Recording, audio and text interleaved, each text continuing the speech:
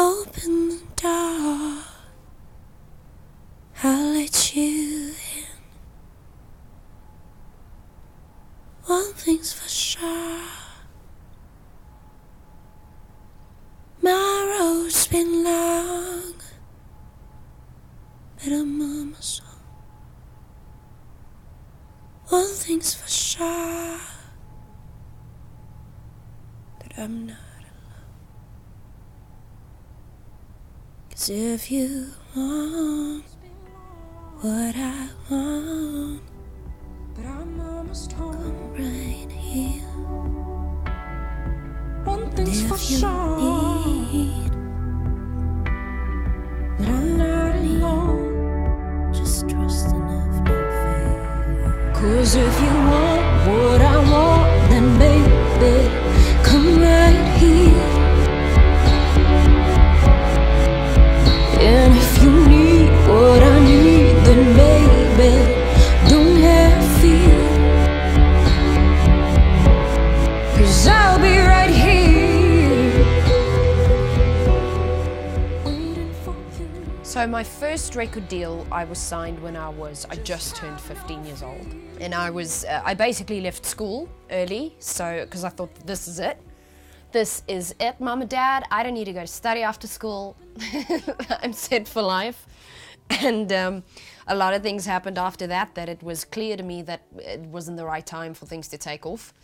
And during a period of maybe like 10 years, I was just writing for other people, collaborating with other people. I had like 2 bands. The first band was a punk band. We were terrible. And then the second band was way more like pop punk, rock and roll. We did a couple of shows. We didn't do too bad.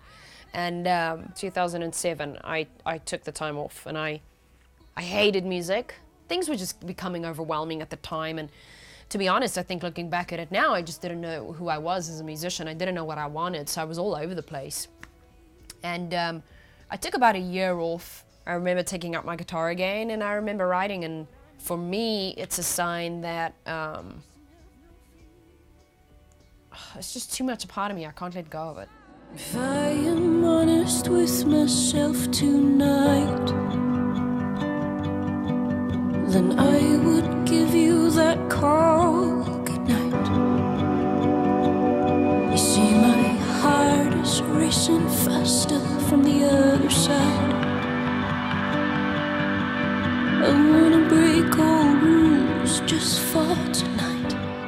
So I met a guy called Zach Loy, who ended up being the producer on this record. What was funny about it is I didn't even know what work Zach did. Like, he was telling me that he's produced a couple of stuff, but I didn't hear any of that.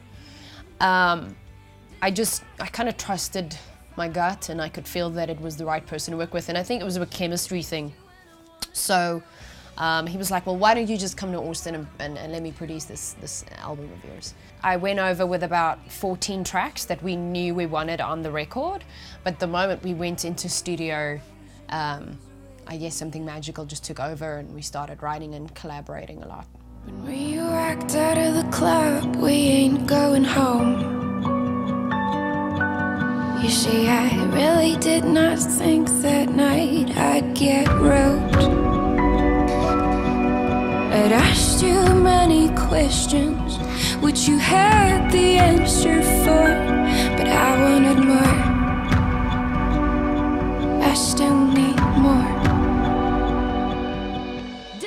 And then we took about maybe like a week to work on the pre-production of the album and just really dissect each track and made sure that the moment we went into Orb Studios, which was the main studio we were going to work in, that it would just run. You know, one track after the next, and that is exactly what happened. These guys were such great musicians that by the time we got to Orb Studios to do the final takes on things, we were literally doing 1 take per song. So what you hear on the record is very much the feel and the mood, and everything is so authentic and organic. My nickname in Austin was actually, what was it? One Take Taylor, that's what it was. I was quite proud of that, yeah. Should've kissed you when I wanted to. Now you're all I wanna do. I can't stop thinking about you. Yanni, where are we going? We're on our way to the Hammersmith Apollo for tonight's show. Yay, yay. So we are on our way to the Apollo, and tonight is the last show. And then we go off on our own little tour here in London. It's been really exciting, so can't wait to see you from stage. But her fingers are shaking. Her face was pale white.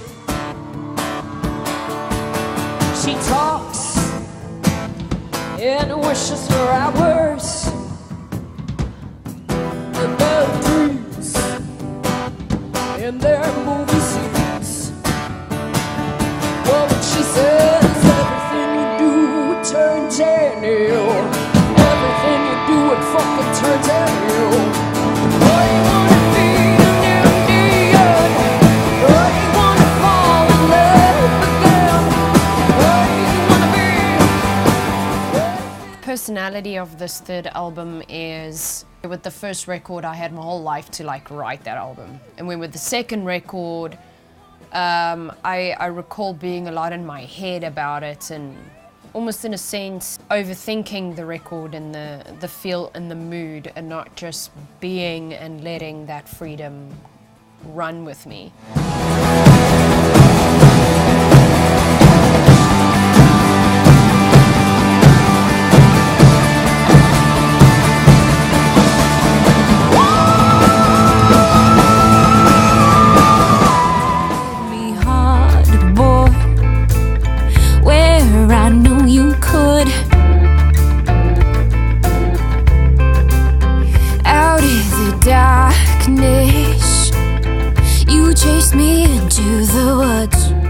So with this record, I knew I was going to be super vulnerable, and that scared me.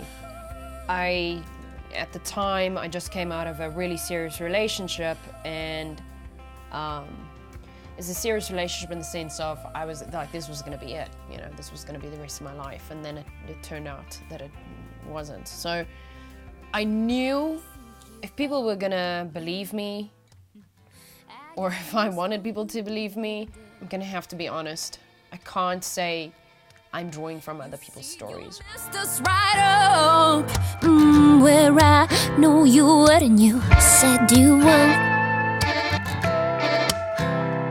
So let your golden tears fall off your shiny face. Let the world start seeing that sweet embrace.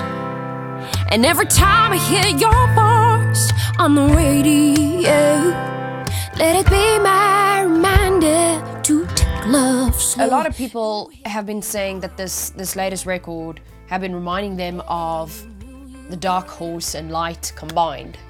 And it's like they had a kid, and that was Trust Part 1. And that is exactly because my first record was very cinematic, you know, intense and slow tempos, and you almost got this like marching feel to every track, you know. And then with this record, I think the cinematic style is just how I write, you know. I think that like the storytelling and the, but almost like fairy tale-ish in a sense, some songs, mixed with that new age production and those new sounds and clean production, but still not overproduced. And oh yeah, that's a good way of thinking about it, is the two became one.